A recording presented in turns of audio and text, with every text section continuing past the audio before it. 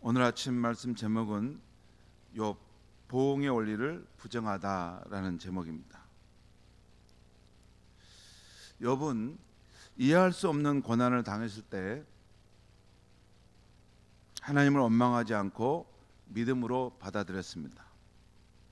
첫 번째 고난이 왔을 때는 주신 자도 여호와시요 거두신 자도 여호와시오니 여호와 이름이 찬양을 받으실지이다 라고 그 믿음으로 받아들였어요. 이것은 결코 쉬운 것은 아닙니다.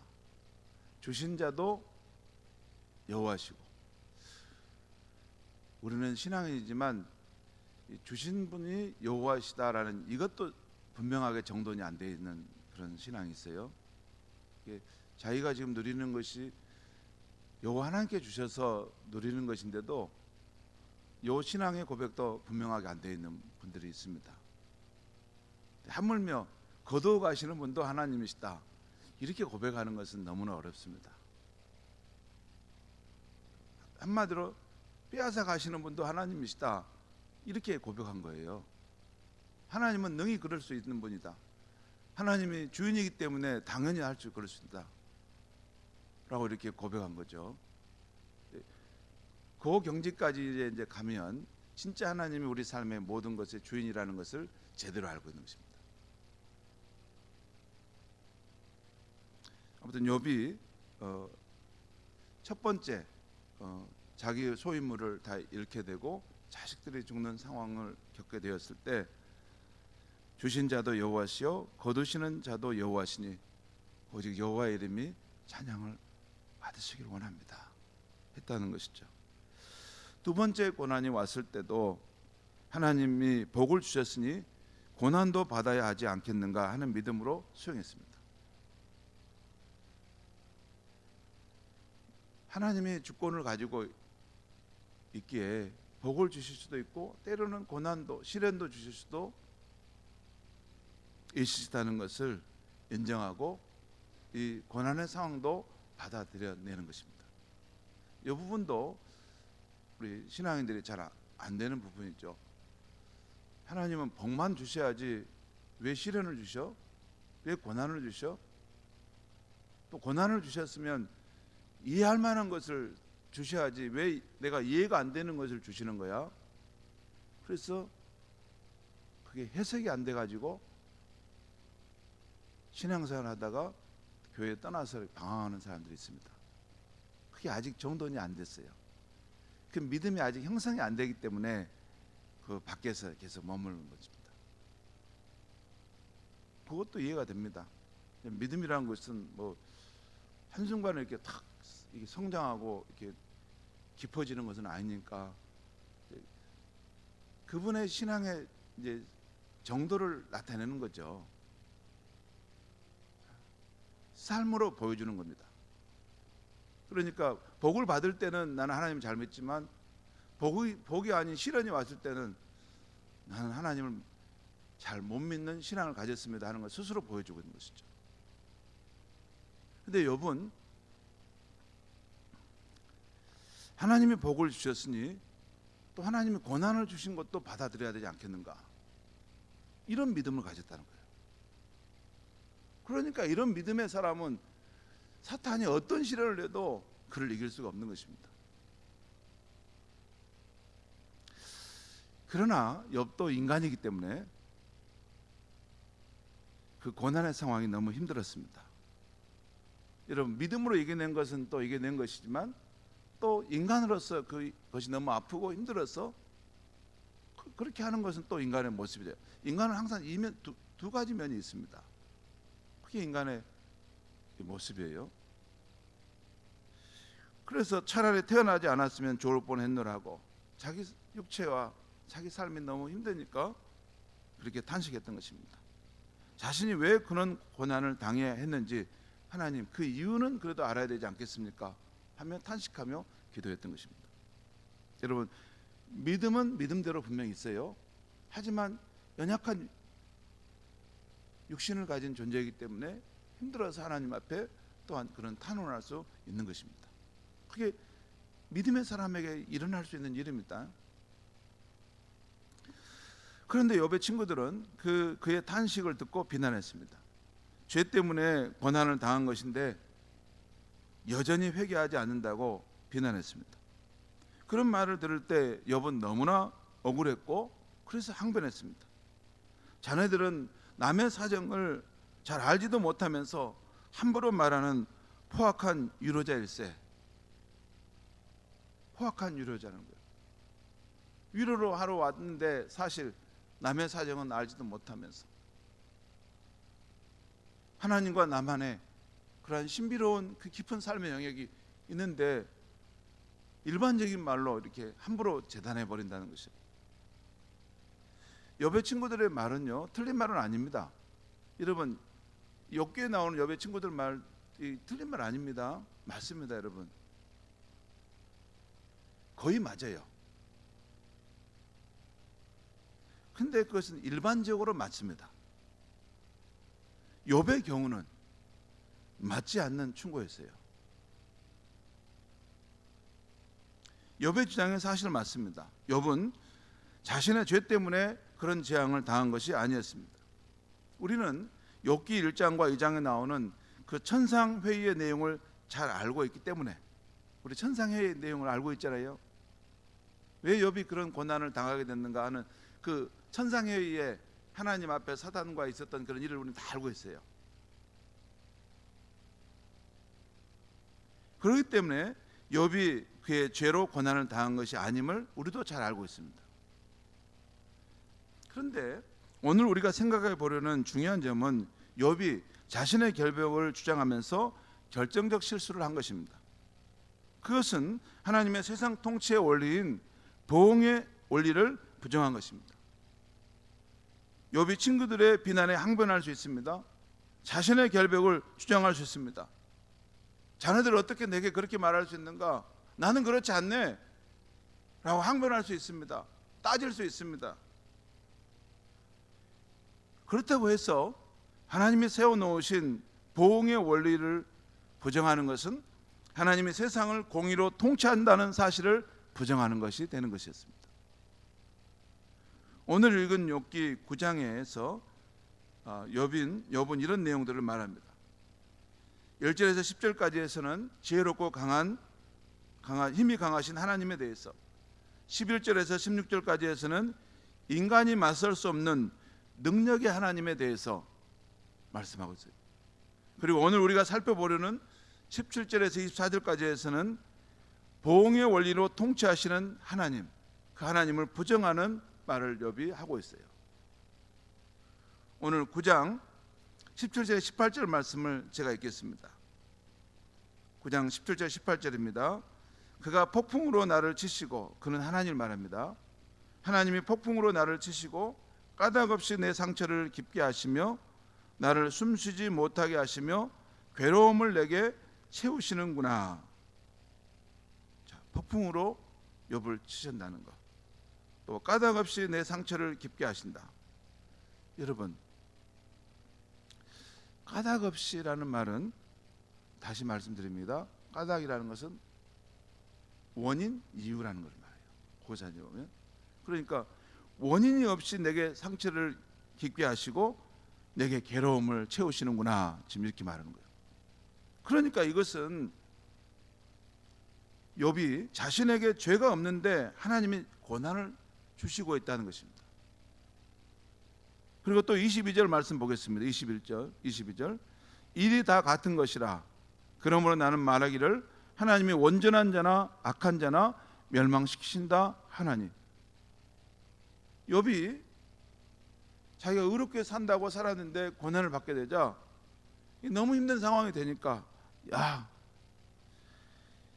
내가 이렇게 의롭게 살아봤자 하나님이 의로운 사람이나 악한 자나 사람이나 다 똑같이 이렇게 심판하시는구나, 다 고난을 주시는구나, 이거나 저거나 다 똑같은 상황이네, 이런 말입니다. 여러분 그렇지 않습니까? 세상에 이 불의가 판을 치고 의인이 고난을 당한 상황이 되면 이게 혼돈해져 가지고 이 세상이 뭐 이제 의롭게 살 필요가 없네, 그 말입니다. 다 똑같은 건데 뭐 특별히 더 착하게 말씀대로 진리대로 사는 것이 뭐 있어? 그렇게 안 해도 다 아는 사람도 더 저렇게 잘 사는데, 그 이야기입니다. 23절 24절 말씀 보겠습니다. 갑자기 재난이 닥쳐 죽을지라도 무죄한 자의 절망도 그가 비웃으시리라. 무죄하다는 것은 죄가 없다는 것이죠. 의인을 말해요. 여러분, 갑자기 재난을 닥쳐서 의인이 무너지고 절망하게 되는 것을 그가 비웃으시리라. 그는 누굽니까? 하나님입니다. 의인이 절망을 당해도 망해도 하나님이 그냥 비웃으시네. 욥이 지금 자기가 의롭게 산다고 했는데 고난을 당했을 때 지금 마음이 무너져서 여기까지 막 고백한 것이죠. 그 다음 24절 보겠습니다. 사람이 악인의 손에 넘어갔고 재판관의 얼굴도 가려졌나니 그렇게 되게 한 이가 그가 아니시면, 하나님이 아니시면 누구랴. 여러분, 우리가 지금 사는 세상에서 볼 때 우리도 그런 걸 느낄 때가 있습니까? 느끼지 않습니까? 세상이 악인의 손에 넘어갔구나.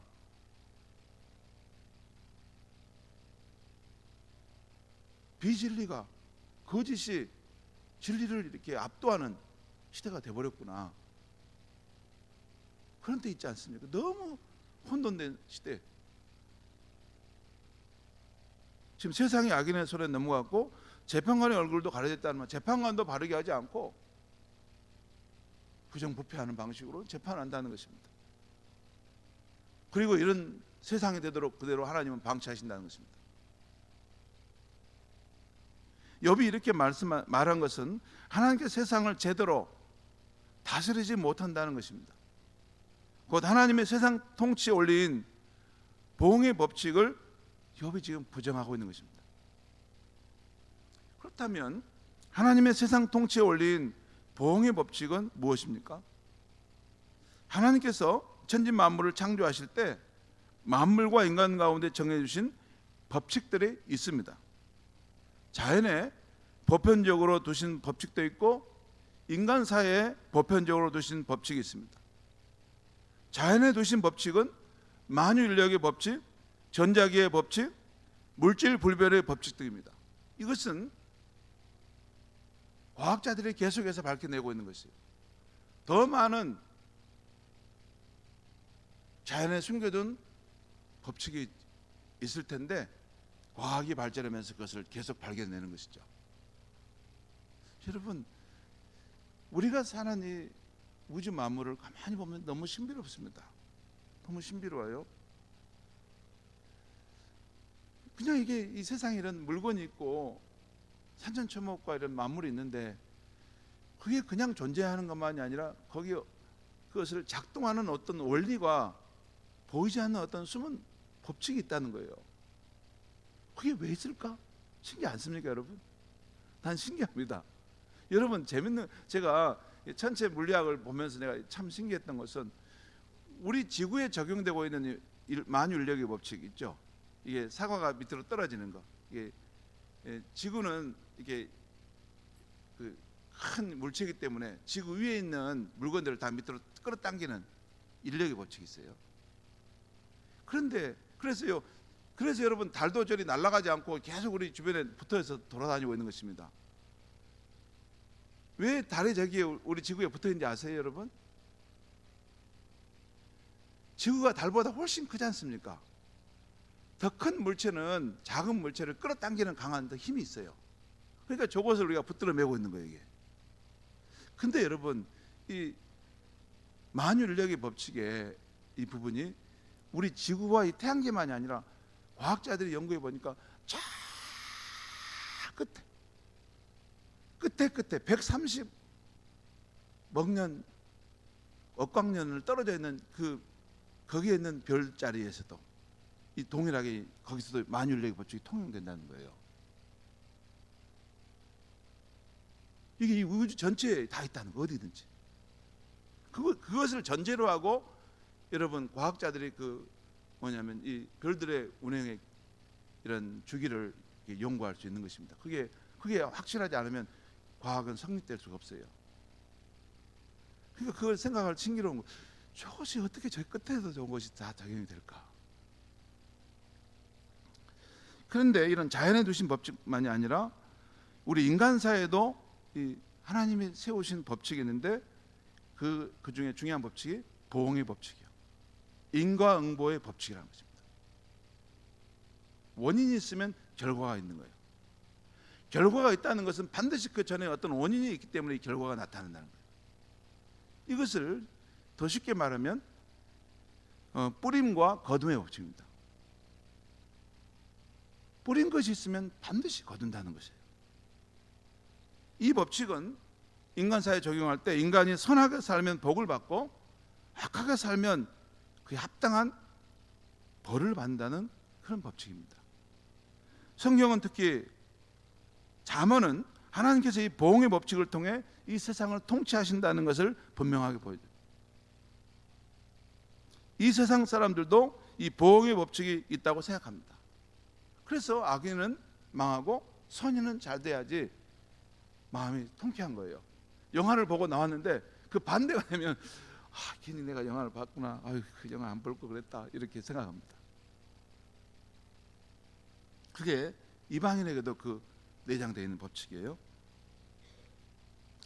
20세기 기독교 사상가인 C.S. 루이스도 자신의 책 순전한 기독교 제1장에서 인간의 양심 속에 있는 오름과 그름이라는 이 보응의 원리를 통해서 우주 가운데 하나님이 계시다는 것을 증명해냅니다. 기가 막힌 방법으로 증명해요. 우리 인간의 마음 속에는 여러분요, 이게 신자나 비신자나 이게 옳고 그름에 대한 어떤 기준이 있어요. 왜 약속을 했는데 안 지켜? 약속을 했으면 지켜야지. 내가 한번 줬으면 자녀도 한번 줘야 되는 거 아니야? 왜 받기만 해? 아무하게도 말하지 않았는데 이게 어린아이부터 노년까지 그런 기준을 다 가지고 있는 거예요. 이건 옳은 것이고 이렇게 하는 것은 그런 것이다. 이게 인간의 이 내면에 내장되어 있다는 거예요. 어찌 이럴 수 있는가? 이것은 어디서부터 왔는가? 하는 것을 C.S. 루이스는 이 세상을 지으신 하나님께로부터 그것이 왔다라는 것을 암시하는 글을 써냅니다. 그리고 이 보응의 법칙을 우주 가운데 가장 분명하게 보여주는 것은 바로 골고다 언덕에 세워진 십자가입니다. 전능하신 하나님조차 인류가 지은 죄악을 그냥 속죄해 줄 수는 없었습니다. 곧 보응의 법칙을 따라 죄는 반드시 심판받아야 했습니다. 그래서 인간의 몸을 입으신 구원자 예수님께서 우리를 대신하여 골고다 십자가에 달려 속죄의 죽음을 받으신 것입니다. 어제 원론 목사님께서 말씀해 주신 대로 우리의 죄 문제를 처리하시고 우리를 살리시기 위해서 예수님께서 그렇게 철저하게 십자가 고난을 받으셨고 사람과 하나님으로부터 버림받으신 것입니다. 이 십자가는 인류를 구원하기 위한 보응의 원리의 결정판인 것입니다. 하나님의 보응의 원리, 죄를 지으면 심판받는다 하는 이 보응의 원리의 최고의 결정판이 십자가인 것입니다.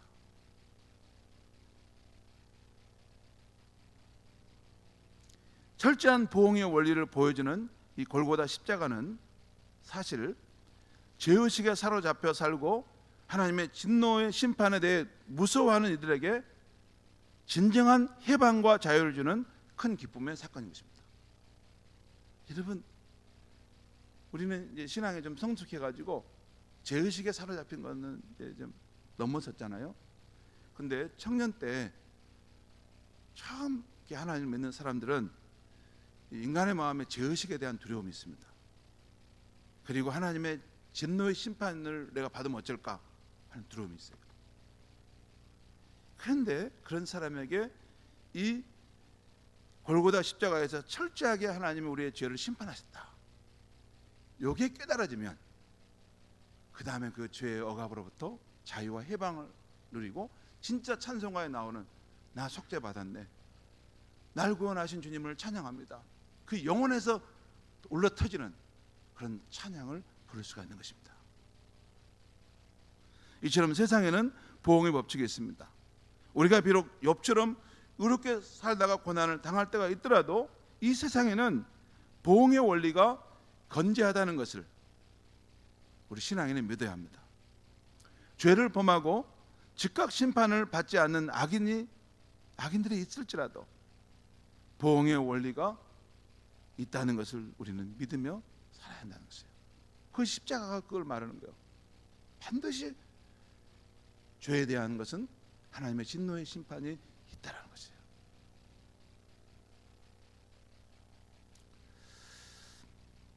그런데 보응의 원리에 대해서 말할 때 우리가 주의해야 할 점이 있습니다. 그것은 하나님께서 보응의 원리를 만드시고 적용하시지만 하나님은 이 보응의 원리만으로 이 세상을 다스리지 않으신다는 것입니다. 욥의 친구들이 주장했던 것은 오직 보응의 원리뿐이었습니다. 그들은 세상에는 철저하게 보응의 원리만 있는 것으로 주장했습니다. 그런데 욥의 친구들의 주장대로 세상에 보응의 원리만 있다면 어떻게 될까요? 사람이 죄를 지으면 거기에 대한 하나님의 진노의 심판이 떨어지는 그 보응의 원리만 있다면 어떻게 될까요? 아마 우리는 죄를 지을 때마다 두려움과 공포에 질려서 항상 가슴을 졸이고 살게 될 것입니다. 덜덜덜 떨고 아마 우리 거의 다 아마 자네 괜찮아? 자네 어젯밤에 나도 죄를 한두 개 지었는데 그게 괜찮은가 봐. 자네 조심해야 돼. 내일 무슨 일이 일어날지 몰라. 하나님이 보응의 원리대로 우리 심판하시니 우리는 살 수가 없어. 막 그럴 겁니다. 그러나 하나님은 보응의 원리만이 아닌 은혜의 원리도 갖고 계십니다. 그래서 우리가 죄를 지었을 때마다 벌하지 않으시는 것이에요. 많이 참아주시고 기다려주시고 회개할 기회를 주시는 것입니다. 죄를 짓고 죄를 지었다는 사실조차도 모를 때에도 우리를 봐주시고 용납해 주십니다. 하나님께서는 우리 인생을 보응의 원리로만 대해 주시지 않으시기 때문에 날마다 우리는 다시 새로운 아침을 맞이할 수 있는 것입니다. 우리는 날마다 은혜를 받고 새로운 기회를 받고 살고 있는 것입니다. 하나님이 통치하지 않기 때문에 그러지 않아요. 하나님이 그 죄에 대해서 심판하시는 그런 것을 잊어버렸기 때문에 우리가 살고 있는 것이 아닙니다. 우리가 죄를 짓고 살아함에도 불구하고 다시 밝은 새 아침을 받는 것은 하나님께서 은혜의 원리로 다시 한번 우리를 용납해 주시고 기다려 주시고 내일은 새 사람이 되겠지. 내일은 은혜를 깨닫고 그 죄를 돌이키겠지. 하나님 우리를 그렇게 생각해서 또 다시 기회를 주시고 기회를 주시는 것입니다.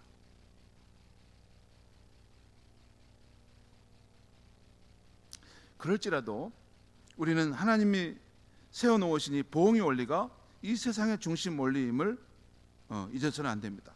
오늘 욥처럼 의롭게 살았는데 재앙을 당했다고 해서 하나님의 세상을 제대로 다스리지 못해 하고 무지한 말을 해서는 안 됩니다. 욥이 범한 잘못 중에 하나가 이것입니다. 살다 보면 우리는 까닭없이 고난을 겪는다는 생각이 들 때가 있습니다. 그런 경우에도 하나님은 세상을 잘 통제하고 계신다는 것, 나는 잠시 힘들더라도 하나님 여전히 세상을 잘 다스리고 계신다는 것, 이 믿음 가운데 확고하게 서 있어야 하는 것입니다. 그렇다면 왜 공의로우신 하나님께서 의인들이 고난을 당하시는 것을 허락하실까요? 왜 하나님을 경외하고 믿음으로 사는 성도들이 시련을 당하는 것을 허락하실까요? 왜 그럴까요? 그것은 보응의 원리,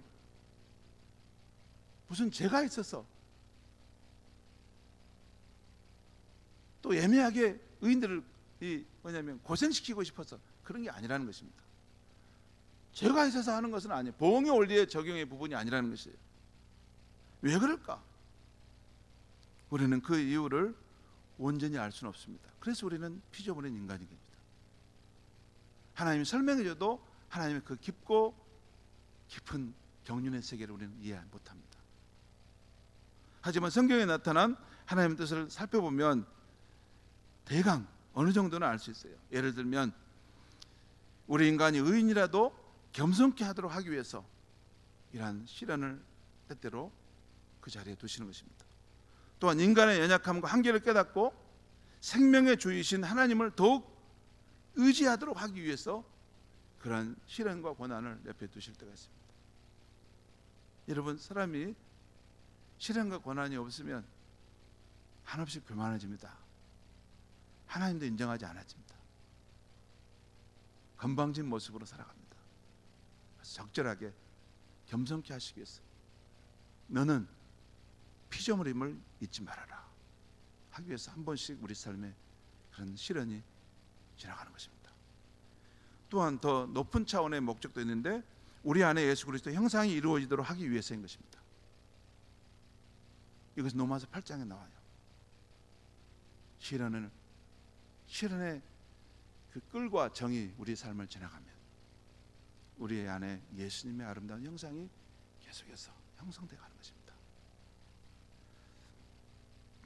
그래서 의인이 고난을 겪는 것도 까닭없이 당하는 것 같지만 실상은 하나님의 뜻이 있습니다. 그러므로 우리가 의롭게 살다가 고난을 겪을 때 그때 사는 것이 아무 의미 없다고 말할 것은 아닙니다. 또한 의로운 삶을 포기하는 태도로 신자들 안에 이런 분들이 제가 계신 걸 봐요. 의로운 삶을 포기하는 태도로 너무 의롭게 살 필요가 없어 적당히 죄를 지어도 괜찮아 그렇게 생각하는 분들도 있는 걸 제가 봅니다. 그래서 하나님을 너무 가까이 하는 것을 싫어해요.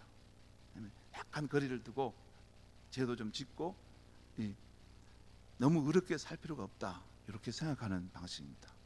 그것은 결정적인 영적인 실책이 됩니다. 나중에 하나님을 만나게 될 때,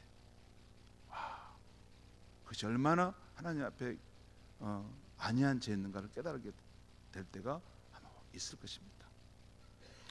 욥은 자신이 시련을 겪는 것이 이해가 안 됐지만 아무튼 하나님을 떠나지 않았습니다.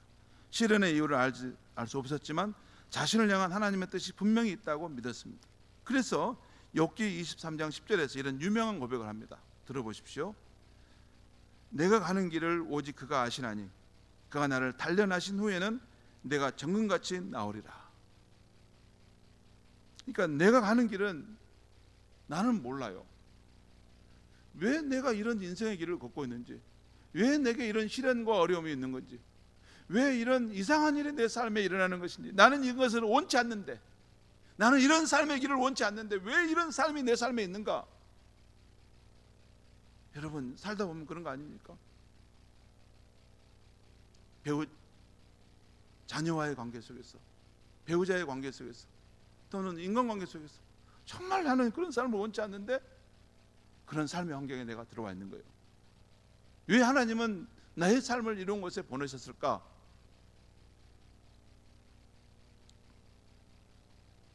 나는 잘 모른다는 거예요. 오직 하나님만이 아신다는 거예요. 그런데 이런 이해할 수 없는 상황 속에서 나를 단련하신 후에 때가 되면 하나님이 나를 정금같이 나오게 하실 것이다. 지금 힘들고 아프지만 나를 향한 하나님의 뜻이 있다는 것입니다. 지금은 왜 시련을 당해야 하는지 그 이유를 알 수 없지만 하나님께서 자신을 단련하고 계신다는 것입니다. 이 시련의 시기가 끝나고 나면 자신은 정금같이 나올 것이라고 하는 하나님의 주권에 대한 전적인 신뢰를 나타내는 신앙인 것입니다. 성도 여러분, 욥기 말씀을 준비하면서 저는 시련 중에 있는 우리 성도들을 자주 생각해 봅니다. 시련의 현실 속에서 그분들이 느낄 아픔과 슬픔, 탄식을 생각해 보면 목자인 저의 마음도 아려옵니다. 여러분, 그 마음이 제게 있어요. 왜 저 성도는 남보다 저 무거운 인생의 짐을 지고 사실까? 저 고통의 짐을 어떻게 감당해내실까? 기도하다가 그 성도님들이 생각날 때가 있습니다. 그런 성도들에게 드리는 말씀입니다. 여러분의 삶이 아프면 하나님 앞에 나와 탄식과 기도를 들으십시오. 울고 싶을 때는 우십시오. 여러분의 탄식과 그 울음소리를 하나님은 기도로 여기십니다. 그러나 힘들더라도 지금의 삶이 아무 의미 없다고 생각하지 마십시오.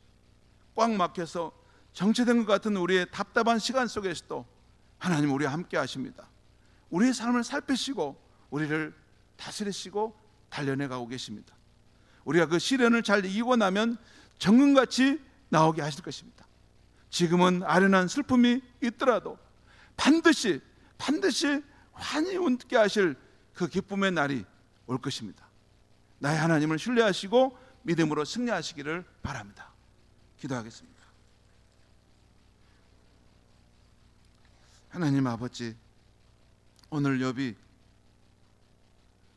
자신이 죄가 없는데 내가 왜 이런 시련을 당해야 하는가, 그러한 고통의 상황 속에서 그가 잠시 다른 길로 떨어졌지만 다시 그의 믿음을 회복하여 내가 가는 길을 오직 그가 아시나니 그가 나를 단련하신 후에는 내가 정금같이 나으리라 하는 보배로운 믿음으로 하나님 앞에 섰던 것을 보게 하시니 감사합니다.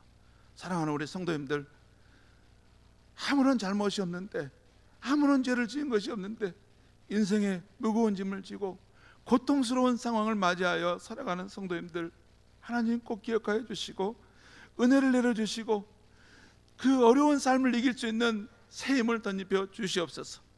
오늘 욥과 같이 내가 가는 길을 비록 알지 못하지만 오직 하나님 아버지께서 나를 사랑하시고 나를 위해서 가장 좋은 길을 아시기에 반드시 이런 시련을 넘어서는 하나님이 나를 정글 같은 믿음의 사람으로 세울 것이다 라는 그 믿음을 가지고 하나님을 의지하고 그 상황을 넘어설 수 있도록 주님 붙들어 주시옵소서.